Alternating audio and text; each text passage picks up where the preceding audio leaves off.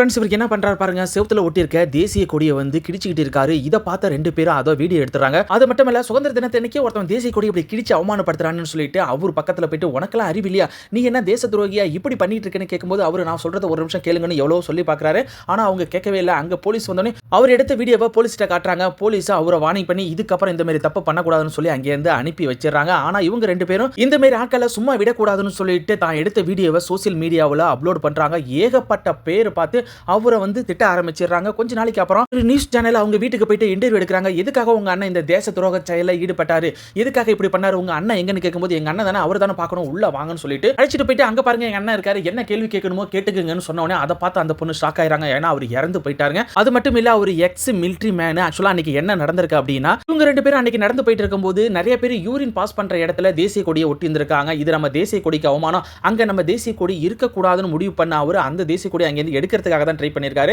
இது தெரியாம சோசியல் மீடியாவில் அவரை பத்தி தப்பா பேசினதால அவர் சூசைட் பண்ணிட்டு இறந்துட்டாரு. இதை பத்தி நீங்க என்ன நினைக்கிறீங்க? மறக்காம கமெண்ட் பண்ணுங்க.